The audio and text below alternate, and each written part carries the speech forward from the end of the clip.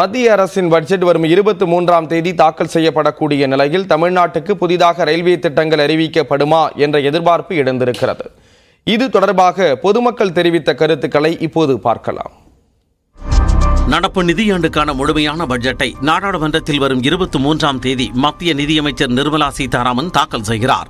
இதில் ரயில்வே திட்டங்களுக்கான அறிவிப்பும் வெளியிடப்பட உள்ளது. இந்த பட்ஜெட்டில் தமிழ்நாட்டில் பல ஆண்டுகளாக கிடப்பில் உள்ள புதிய ரயில் பாதை, இரட்டை பாதை திட்டங்களுக்கு மத்திய அரசு நிதி ஒதுக்கீடு செய்ய வேண்டும் என பொதுமக்கள் கோரிக்கை விடுத்துள்ளனர்.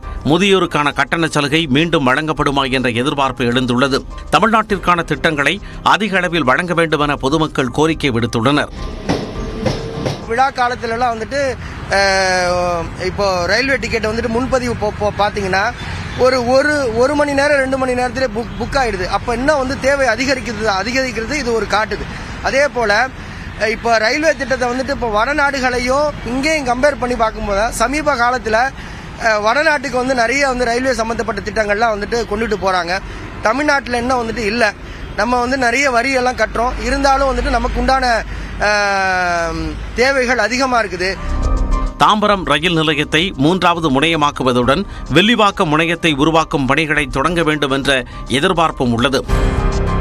சென்னை பீச்சில் இருந்து எக்மோர் வரைக்கும் 4th லைன் வந்து ஒர்க் ஸ்டார்ட் பண்ணி போயிட்டு இருக்கு. அது கொஞ்சம் ஸ்லோவாக தான் போயிட்டு இருக்கு.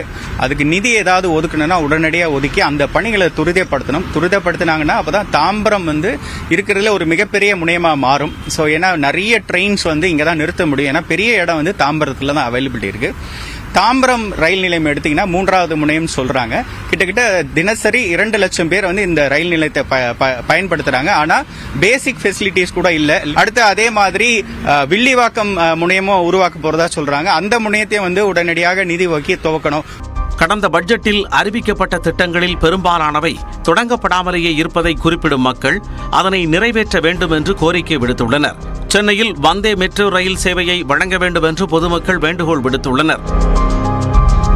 பட்ஜெட்டில் கண்டிப்பாக நம்ம தமிழகத்துக்கு முன்னுரிமை கொடுக்குற மாதிரியான விஷயங்கள் இருக்கணும்னு எதிர்பார்க்குறோம். அதுலேயும் குறிப்பாக தென் தமிழகத்துக்கு நிறைய ட்ரெயின்கள் வந்து கொடுக்கணும்னு கேட்டுக்கிறோம். ஏன்னா இப்போவே ஒரு 10 நாளைக்கு முன்னாடி நாங்கள் புக் பண்ண போனாலே இப்போ எல்லா ட்ரெயினும் ஃபுல்லாக இருக்க மாதிரி ஒரு ஃபீல் தான் கொடுக்குது. அதுக்கு முன்னாடி நம்மளால் எப்படி பிளான் பண்ண முடியும்னு தெரியல. ஒன்லி வந்து டூரை மட்டும் தான் நம்ம பிளான் பண்ண முடியும். ஸோ அப்போ ட்ரெயினை வந்து அதிகமாக யூஸ் பண்ண முடியாத ஒரு ஃபெசிலிட்டி இருக்க மாதிரி இருக்குது.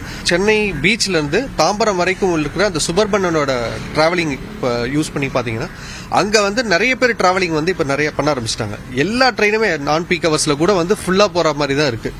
ஸோ அப்படி இருக்கும்போது ஏன் நம்ம வந்து வந்தே மெட்ரோ வந்து இதில் இன்ட்ரோடியூஸ் பண்ணக்கூடாதுன்னு கேட்குறோம். சென்னை மெட்ரோ ரயில் திட்டத்திற்கு மத்திய அரசு நிதி ஒதுக்க வேண்டும் என்றும் பொதுமக்கள் கோரிக்கை விடுத்துள்ளனர். மக்களின் கோரிக்கைகள் நிறைவேறும் வகையில் மத்திய அரசின் பட்ஜெட் அமையுமா என்ற எதிர்பார்ப்பு அமைந்துள்ளது. நியூஸ் 8 தமிழ்நாடு தொலைக்காட்சி செய்திகளுக்காக ஒளிப்பதிவாளர் விக்னேஷுடன் வேல்முருகன்.